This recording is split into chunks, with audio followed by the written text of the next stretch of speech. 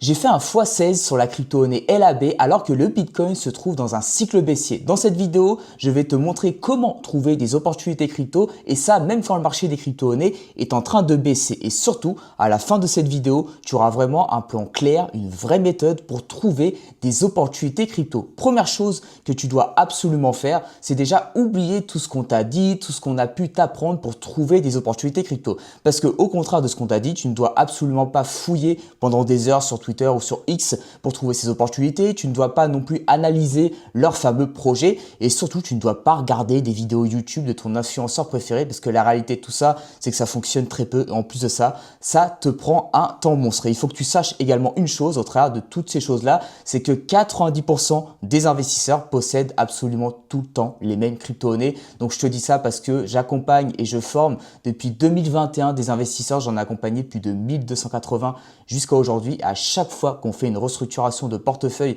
pour les personnes qui ont déjà investi, eh bien, ils ont tout le temps les mêmes crypto-monnaies que madame et monsieur tout le monde et c'est pour ça que ça ne fonctionne pas. Et surtout, une donnée qui est très connue, c'est cette fameuse donnée de l'AMF qui est l'autorité des marchés financiers en Europe qui nous dit que environ 90% des investisseurs sur les marchés financiers perdent de l'argent. Donc, je vais comprendre dans marché financier, bourse, crypto-monnaie, trading, etc., etc. Il faut savoir que ça se rejoint un petit peu. Et surtout, la règle d'or que toi, tu dois avoir aujourd'hui et que tu dois comprendre, c'est que tu dois à présent te comporter comme les fameux 10% qui gagnent réellement de l'argent. Et pour ça, justement, eh bien, on va devoir se poser des questions de base. On va revenir à l'essentiel.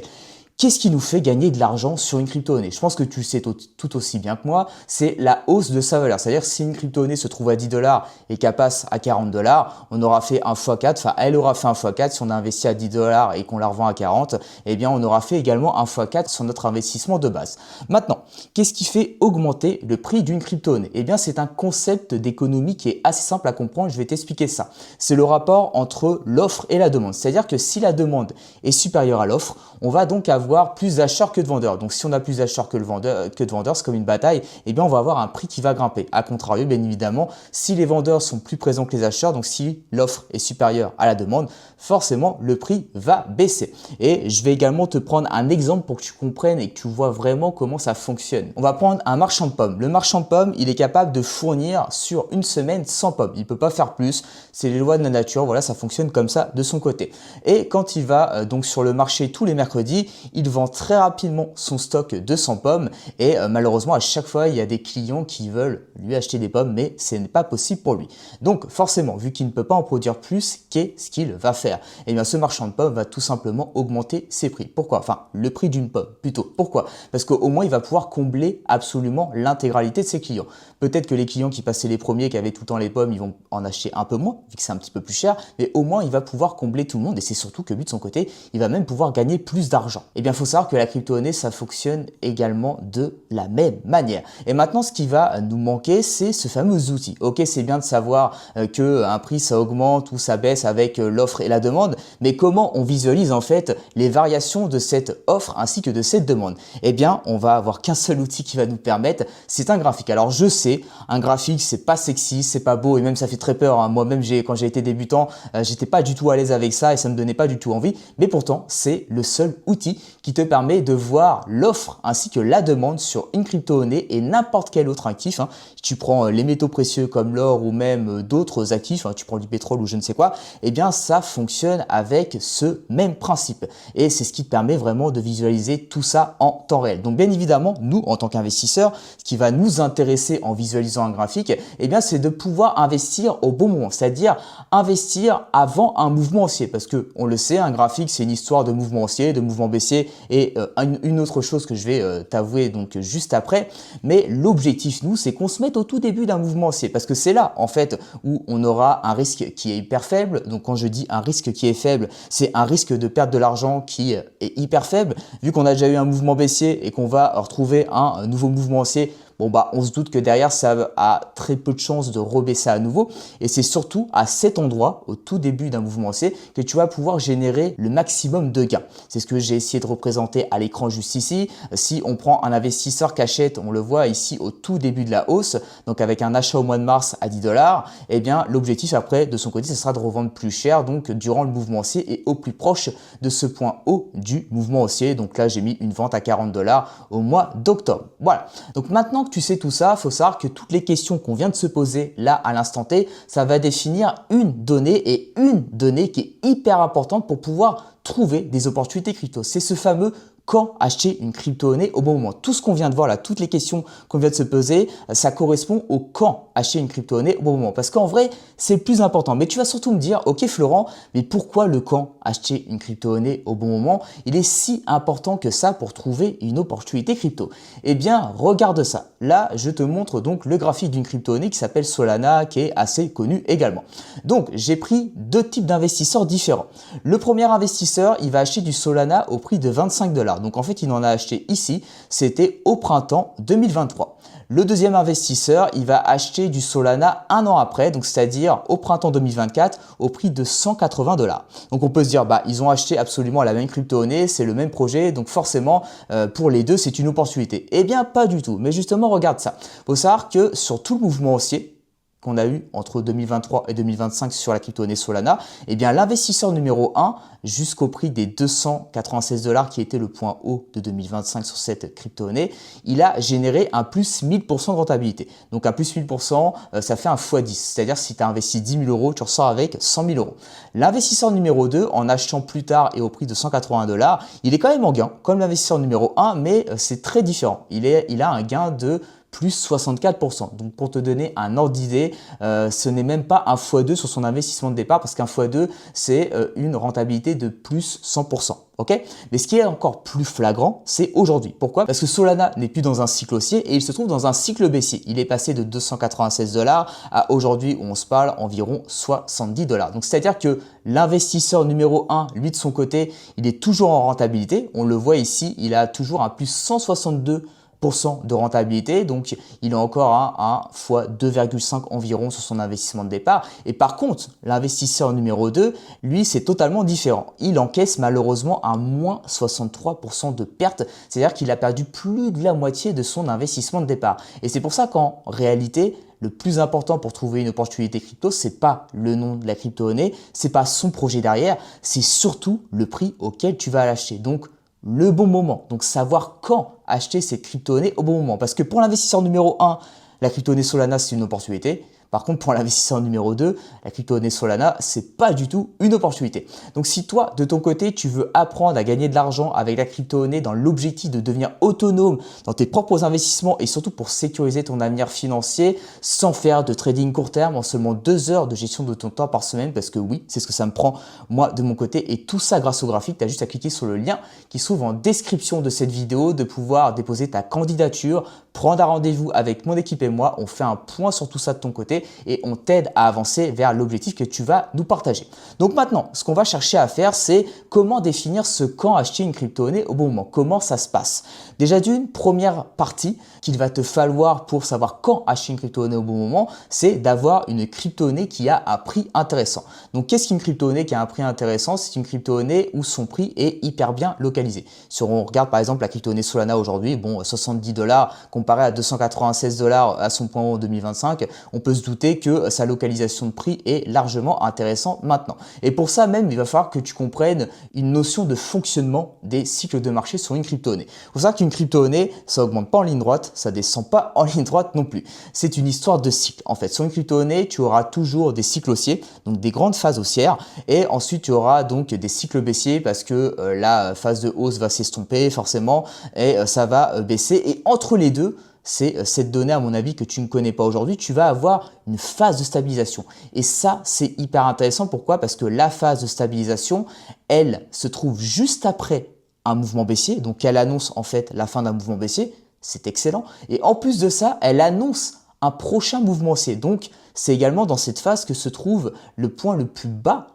du prochain mouvement haussier. Et donc, c'est cette fameuse phase qui va nous permettre de pouvoir acheter à un moment intéressant et définir ce quand acheter une crypto-monnaie au bon moment. Et si d'ailleurs on regarde encore une fois la crypto-monnaie Solana, est-ce que du coup l'investisseur numéro 1 qui avait acheté à 25 $ la crypto-monnaie Solana avait bien investi en respectant cette donnée? Eh bien oui, parce que comme tu le vois ici, en fait on avait un cycle baissier sur la crypto-monnaie Solana, donc ça c'était durant l'année 2022, et ensuite on a eu cette phase de stabilisation que je viens justement de t'expliquer juste ici, qui correspond à l'achat donc de l'investisseur numéro 1, donc il a pile poil acheté ici, et ensuite eh bien il a profité pleinement de ce fameux cycle haussier. Et on le voit très bien au niveau de la différence de toute manière de rentabilité entre l'investisseur numéro 1 et l'investisseur numéro 2 sur la phase de hausse. Il faut savoir que cette donnée, je l'appelle l'empreinte institutionnelle. Pourquoi? Parce que c'est ici que les institutionnels, ceux qui font partie des 10% qui gagnent réellement, eh bien investissent aussi de leur côté. Donc si tu veux apprendre à détecter un peu plus en détail cette fameuse empreinte institutionnelle, tu cliques également sur le lien qui se trouve dans la description de cette vidéo. Je t'ai préparé un atelier 100% gratuit où je t'explique comment fonctionne en fait cette empreinte institutionnelle et comment tu peux également la détecter de ton côté. Ensuite, c'est bien beau d'avoir cette première partie sur savoir quand acheter une crypto-monnaie au bon moment. Il va nous manquer une dernière partie qui est la force acheteuse. Parce qu'on veut certes une stabilisation qui se mette en place, mais on veut que dans cette stabilisation, les acheteurs soient plus performants que les vendeurs. Alors qu'est-ce que je veux dire par là? Il faut savoir qu'une stabilisation, c'est un peu comme une bataille entre deux camps. Tu vas avoir d'un côté les acheteurs et de l'autre donc les vendeurs. Et il faut bien évidemment que les acheteurs sortent vainqueurs de cette fameuse bataille contre les vendeurs parce que ça va annoncer en fait un mouvement haussier. Parce que le problème c'est que si on a une force vendeuse qui est supérieure à une force acheteuse dans une phase de stabilisation, eh bien ça va annoncer que cette stabilisation malheureusement ne va jamais en finir et qu'on n'aura plus de nouveaux mouvements haussiers, ou même dans le pire des cas en fait que cette stabilisation se retransforme en un mouvement baissier. Donc on doit impérativement voir dans cette fameuse phase de stabilisation une force acheteuse qui va être supérieure à la force vendeuse, donc également une demande qui va être supérieure à l'offre, et ça se voit justement avec un graphique qui commence tout juste à augmenter. Et tu vas me dire oui mais Florent, c'est trop long de rechercher des opportunités crypto, moi je n'ai pas du tout le temps de mon côté et en plus de ça j'ai un travail, etc. Faut savoir que justement cette recherche d'opportunités crypto, moi de mon côté ça me prend seulement 2 heures de gestion par semaine entre la recherche et le moment où également je vais trouver ces fameuses opportunités crypto. En fait, ce que j'ai fait moi de mon côté, c'est que j'ai automatisé toute ma recherche d'opportunités crypto en renseignant les données du quand acheter une crypto-monnaie au bon moment, donc ce que je viens de te dévoiler, c'est-à-dire la localisation de prix ainsi que la force acheteuse, et j'ai renseigné ça dans un screener qui agit en fait comme une IA. Je vais te montrer ça en direct, donc ça se présente comme ça, tu vois, ça c'est mon screener. Je lui ai renseigné des données dans la partie filtre ici qui correspondent à la localisation de prix, une bonne localisation de prix, également le fait de visualiser une force acheteuse dans une phase de stabilisation, et ce qui fait que là à l'instant T il me trouve 365 crypto-monnaies, donc c'est rien parce qu'il existe plus de 10 000 crypto-monnaies. Tu vois, l'objectif c'est pas de checker les 10 000 crypto-monnaies qu'il existe sur le marché, justement c'est d'avoir les plus intéressantes. Donc là il me donne les plus intéressantes. Moi ce que je vais faire c'est quoi? Je vais cliquer dessus, je vais la regarder, ça va me prendre 2 secondes à regarder et savoir si ça va m'intéresser. Donc en tout les 360 crypto-monnaies, je vais mettre 10 minutes à les regarder.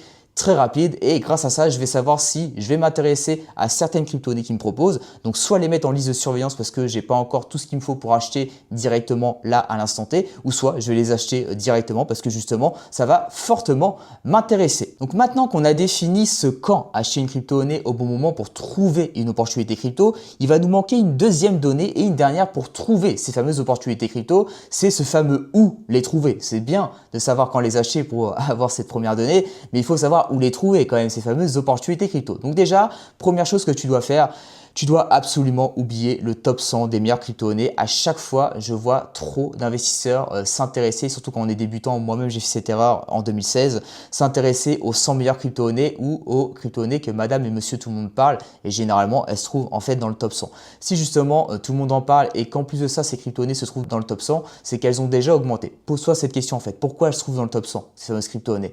Parce qu'elles ont augmenté avant d'être dans le top 100, elles n'étaient pas dans ce top 100, elles étaient dans le top 500, dans le top 1000, peut-être le top 2000. Et pour passer du top 1000 par exemple au top 100, forcément elles ont augmenté. Et nous, en tant qu'investisseurs, c'est ça qu'on veut en fait. C'est qu'on veut trouver les crypto-monnaies qui vont fortement augmenter, donc qui vont passer du top 1000 au top 400 ou même du top 400 au top 100 parce qu'elles auront augmenté et quand tout le monde va s'y intéresser, nous on aura déjà fait beaucoup de rentabilité alors que les autres malheureusement vont s'y intéresser au mauvais moment et on en revient à ce que j'ai dit au tout début de cette vidéo. Ce sont ces fameux 90% des investisseurs malheureusement qui perdent de l'argent. Et surtout une donnée que tu dois absolument savoir, c'est une personne donc sur X qui a mené une étude avec des crypto-monnaies allant de 2017 en termes d'existence à 2025, donc qui existe toujours. Et il faut savoir que de par cette fameuse étude, cette personne en a conclu que déjà de 2017 à 2025, il y avait seulement 47 tokens qui ont survécu, donc ça veut dire 47 crypto-monnaies qui ont survécu, ok?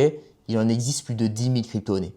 C'est rien du tout. Donc c'est pour ça que c'est hyper compliqué déjà d'avoir les crypto-monnaies qui vont survivre. Et ensuite, par rapport à ces 47 crypto-monnaies qui ont survécu, tu as 91,5% de chances de perdre de l'argent. Donc comme quoi en fait ça sert à rien de s'intéresser à ces fameuses crypto-monnaies qui se trouvent dans le top 100, qui ont même déjà augmenté, parce qu'une crypto-monnaie qui a déjà augmenté, malheureusement, c'est une crypto-monnaie qui ne reconnaîtra pas un certain mouvement haussier. On le voit avec cette donnée. Et pour tout avouer, j'investis depuis 2016. J'ai connu le cycle haussier de 2017, de 2021 et ce dernier de 2023-2025. Et à chaque fois, les crypto-monnaies qui ont fortement augmenté sur ces différents cycles haussiers, ça n'a jamais été les mêmes. Et au contraire, celles qui avaient pu augmenter sur les précédents cycles haussiers, quand je les ai regardées sur le prochain, elles n'ont malheureusement pas augmenté. Et dans la plupart des cas, je t'avoue même que ces crypto-monnaies ont tout simplement disparu ou en fait sont mortes. Voilà. Donc, ce que tu dois absolument rechercher toi de ton côté, ce sont des crypto-monnaies qui ne sont pas encore dans le top 100 comme tu l'as compris et donc aller dans le top 400, le top 500,